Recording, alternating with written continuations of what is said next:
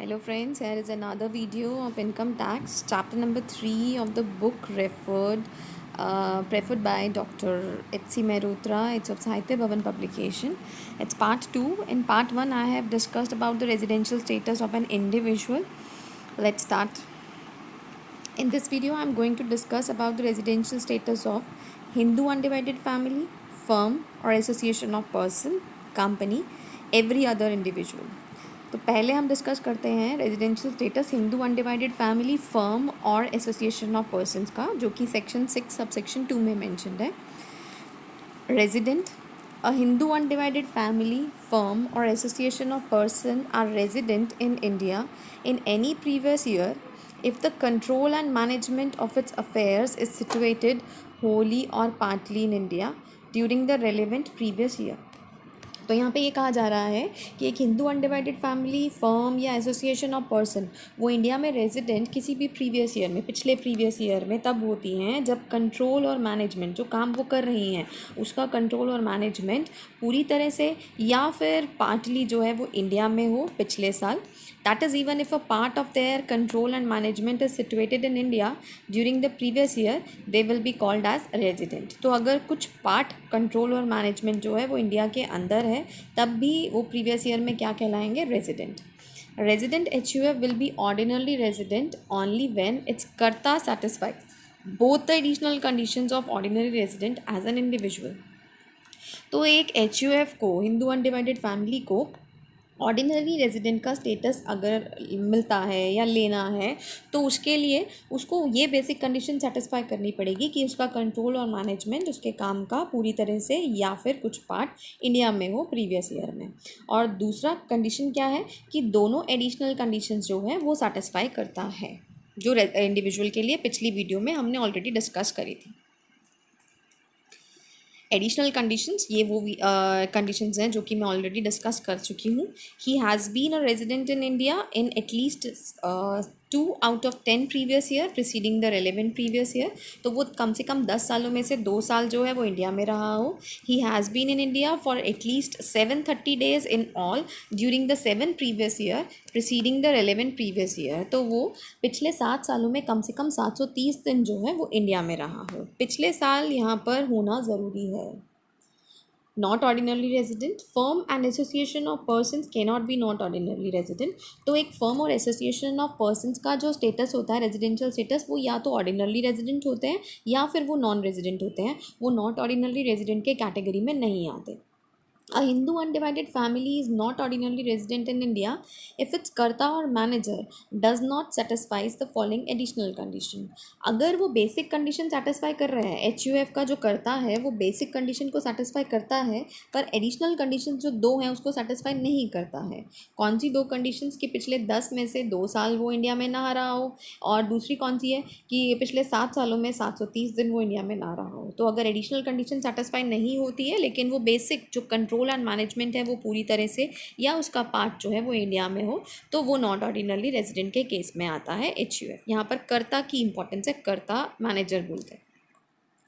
Non resident, तो मैं already आपको बता चुकी हूँ कि फर्म और एसोसिएशन ऑफ पर्सन जो है वो 2 कैटेगरी में आते हैं. या तो उनका स्टेटस जो है वो ऑर्डिनरी रेजिडेंट का होगा या नॉन रेजिडेंट का होगा. तो यहाँ पर तीनों के रेजिडेंशियल स्टेटस देखे जा रहे हैं कि वो नॉन रेजिडेंट कब बनेंगे. एक HUF, firm or AOP. All the 3 types of assessee are non-resident only when the control and management of their affairs is situated wholly outside India. तो अगर कंट्रोल और मैनेजमेंट पूरी तरह से इंडिया के बाहर हो जाता है HUF का, फर्म का या AOP का, तो उनका रेजिडेंशियल स्टेटस कौन सा बनेगा? नॉन रेजिडेंट का. नेक्स्ट है companies. Resident, a company is said to be resident in India in any previous year if it is an Indian company or its place of effective management in that year is in India. एक company को resident तब कहा जाता है पिछले साल में अगर वो एक इंडियन कंपनी है और उसका जो जिसको कहते हैं ना मैनेजमेंट करने का प्रोसेस, कंट्रोल और मैनेजमेंट जो है वो इफ़ेक्टिव मैनेजमेंट पिछले साल वो कहाँ पर है? इंडिया के अंदर है. Not ordinary resident, a company is never not ordinary resident. तो सेम जैसे अभी फर्म और एओपी के दो रेजिडेंशियल स्टेटस होते हैं, they can be either ordinary resident और they can be non resident. Similarly a company can also be either ordinary resident और non resident. Not ordinary resident का स्टेटस कंपनी को नहीं मिलता। Non-resident, if a company does not satisfy both the aforesaid conditions of residence, it is said to be a non-resident company. It means neither the company nor the place of its effective management is in India. तो अगर दोनों की दोनों जो conditions आपको बताई गई पहले कि कौन कौन सी, कि एक तो इंडियन कंपनी होनी चाहिए और उसका इफेक्टिव मैनेजमेंट जो जगह है, प्लेस है, वो इंडिया के अंदर होना चाहिए। तो अगर कोई भी कंपनी ये दोनों कंडीशन सेटिस्फाई नहीं करती है तो हम उसको बोलते हैं नॉन रेजिडेंट, कि उसका रेजिडेंशियल स्टेटस जो है वो नॉन रेजिडेंट है इंडिया का। Every other person, every other person में आता है local authority, artificial judicial person is said to be resident in India in any previous year in every case except where during that year the control and management of its affair is situated wholly outside India। अगर पूरी तरह से India के बाहर है तो obvious है कि एवरी अदर पर्सन का रेजिडेंशियल स्टेटस जो है वो नॉन रेजिडेंट होगा। It means the residence of every other person is determined in the same manner as of a firm और एसोसिएशन ऑफ पर्सन। तो सेम तरीके से जाना जाएगा जैसे कि आपने अभी HUF और फर्म एसोसिएशन ऑफ पर्सनस का पढ़ा। तो कंक्लूजन लेते हैं। Individual HUF have three residential status: resident, not ordinarily resident, non resident. Individual और HUF के तीन रेजिडेंशियल स्टेटस होते हैं। They can be resident, they can be not ordinarily resident और they can be non resident. AOP, BOI, firm or company, they have two residential status. They can either be ordinary resident or they can be non-resident. So अब एक example से समझते हैं। Determine the residential status in the following cases. A German individual having remained in India for 15 years, एक German individual है जो कम से कम 15 साल जो है वो इंडिया में रहा है। लेफ्ट फॉर जर्मनी इन मे 2017, और उसके बाद वो जर्मनी चला गया। कब गया? मई 2017 को। And came back to India on 1 March 2020, और दोबारा वापस कब आता है वो? 1 मार्च 2020 को। अब देखो पहली बेसिक कंडीशन क्या बोलती है कि वो इंडिया में कम से कम 182 डेज़ होना चाहिए। अब यहाँ पर अगर हम चेक करें तो वो 2017 को गया था और 1 मार्च 2020 को आया है। तो यहाँ से मार्च, अप्रैल, मई 3 मंथ्स बनते हैं। 3 मंथ्स में 182 डेज़ की कंडीशन सेटिस्फाई नहीं होती।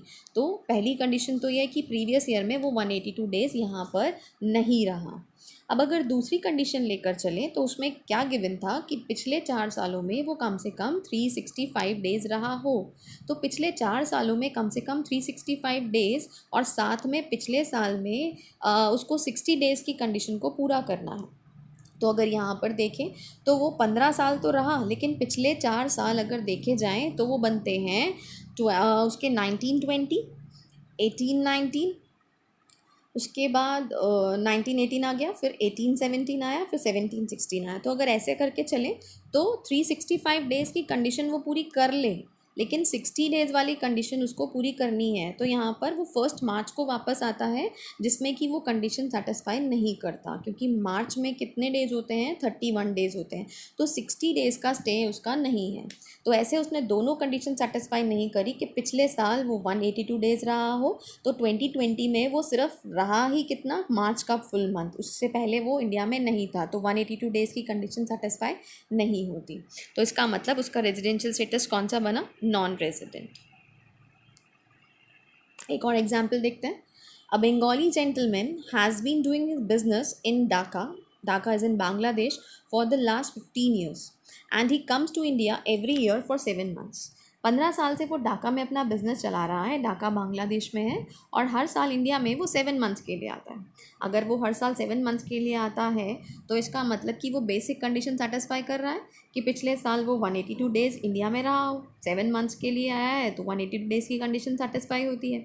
इसी तरह से वो सेकेंड बेसिक कंडीशन जो है वो भी सेटिस्फाई करता है कि पिछले 4 सालों में 365 दिन, तो अगर हर साल 7 महीने के लिए आता है तो ये कंडीशन भी सेटिस्फाई होती है।